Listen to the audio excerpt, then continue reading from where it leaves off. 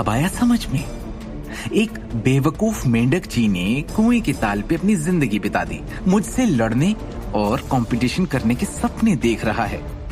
बहुत जल्दी अपनी पोस्ट भी खोने वाली हो तुम, कंपनी से भी निकाला जाएगा तुम्हें। टाटा बाय बाय दृष्टि नारंग। ये कहने के बाद तान्या पलटी और संतुष्ट भाव के साथ वहां से चली गई।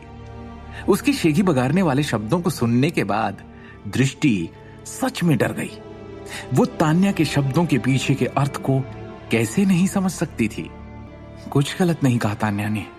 उसके परिवार के पास बहुत पैसा है और वो आसानी से अपने पेंडेंट एवरलास्टिंग लाइट की कीमत बढ़ा सकती है। पैसे और हैसियत के मामले में मैं उनसे कैसे मुकाबला कर सकती हूं?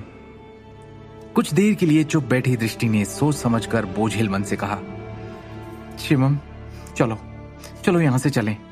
क्यों? हम क्यों जाएंगे? शिवम ने पूछा। मैं नीलामी में हिस्सा नहीं लेना चाहती। दृष्टि ने हार मानकर अपना सिर नीचे करते हुए उदास स्वर में कहा। तान्या ने जो कहा, दृष्टि अब नीलामी के बाद परिणाम का खुद अंदाजा लगा सकती थी। अब ना तो वो नीलामी में भाग लेने की हिम्मत कर सकती थी और ना ही नीलामी के बाद अपने किंग ऑफ द वर्ल्ड की हालत अपनी आंखों से देखना चाहती थी। वो तान्या के खिलाफ प्रतिस्पर्धा के परिणाम को सहन नहीं कर पाएगी। उसने जीवन भर की उत्कृष्ट कृति बनाने में अपना खून पसीना और आंसू बहाए थे।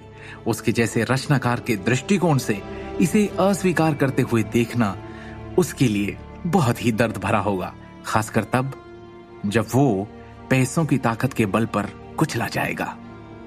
तुम्हें खुद पे भरोसा करना होगा दृष्टि।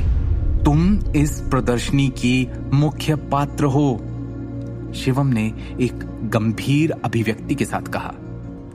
अंत में परिणाम क्या होगा वो कोई नहीं जानता, पहले से बुरा क्यों सोचना, है ना? उसने एक आश्वस्त मुस्कान के साथ दृष्टि को देखते हुए कहा। दृष्टि ने अपनी बेजान निगाह शिवम की आंखों की ओर घुमाई। वो नहीं जानती थी कि शिवम इतना शांत और आत्मविश्वासी कैसे रह सकता है।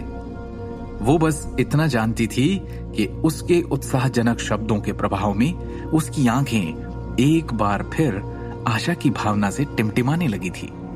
तो सारे विशिष्ट अतिथि, विशेषज्ञ और रिपोर्टर्स, प्रदर्शनी का आखिरी खंड जल्द ही शुरू होगा। ये वो खंड है जिसका हर कोई सबसे ज्यादा इंतजार कर रहा है। रोज सरदाना ने मुस्कुराते हुए कहा। इस आभूषण प्रदर्शनी की नीलामी में लाखों के कई गहने और करोड़ों के 2 पेंडेंट सभी नीलामी की जाने वाली वस्तुओं की सूची में शामिल होंगे। नीलामी के नियम बहुत सरल है।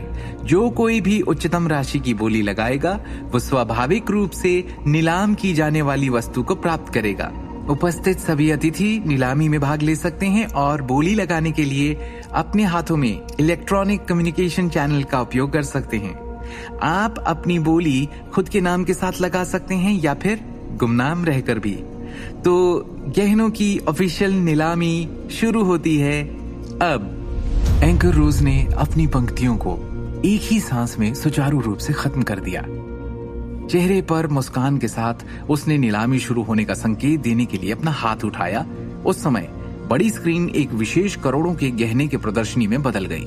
नीलामी शुरू होने के साथ ही सभी मेहमानों और विशेषज्ञों के हाव भाव गंभीर हो गए। उन्होंने अपने हाथों में एक छोटा सा उपकरण उठाया। ये आभूषण प्रदर्शनी के आयोजकों द्वारा जारी किया गया एक विशेष मतदान उपकरण था। अन्य कार्यों के अलावा डिवाइस का उपयोग बोली लगाने के लिए मुख्य प्लेटफॉर्म की मशीनों के साथ संचार करने के लिए भी किया जा सकता था। अब नीलामी जोरों पर थी। उपस्थित सभी अतिथि और विशेषज्ञ बहुत उत्साहित थे क्योंकि उन्होंने प्रत्येक वस्तु के लिए जमकर बोली लगाई। कोई भी बता सकता था कि कमरे में मौजूद सभी के पास बड़ी मात्रा में धन है। 20 मिनट से भी कम समय में लाखों और करोड़ों के सभी गहनों के पहले बैच की नीलामी हो चुकी थी। इस अवधि के दौरान दृष्टि स्पष्ट रूप से दबाव महसूस करना शुरू कर रही थी। वो सस्पेंस में कांप रही थी कि आगे क्या होगा। एंकर रोज ने गंभीरता से कहा, लेडीज एंड जेंटलमैन, इन 2 करोड़ों के हीरे के पेंडेंट, द एवरलास्टिंग लाइट और the king of the world की नीलामी एक ही समय में की जाएगी। इस समय 2 उत्तम महागुनी आयताकार टेबल ऊंचे मंच से निकालकर ऊपर उठे। प्रत्येक पर एक छोटा कांच का कैबिनेट रखा गया था जो एक चमकदार रोशनी से जगमगा रहा था। एवरलास्टिंग लाइट और किंग ऑफ द वर्ल्ड, दोनों के पास ना तो शुरुआती बोली होगी और ना ही उनकी बोलियों की कोई सीमा होगी। हर कोई, अब आप बोली लगाना शुरू कर सकते हैं। रोज सरदाना ने माहौल को ऊपर उठाने के लिए आवाज उठाई।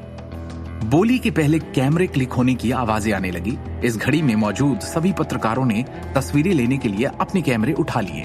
आखिरकार हर कोई स्वाभाविक रूप से करोड़ों के मूल्य के गहनों के 2 पीसीज पर अपना पूरा ध्यान केंद्रित करेगा। इसलिए इस तरह के सीन को मिस नहीं करना चाहिए। इस समय प्रदर्शनी हॉल में उत्साह और जयकारों की लहर से उमड़ पड़ी। मौजूद सभी अतिथि और आभूषण विशेषज्ञ बोली युद्ध में भाग लेने के लिए तैयार हुए। हर कोई बेचैन था। तब तक हॉल में खांसने की आवाज आई।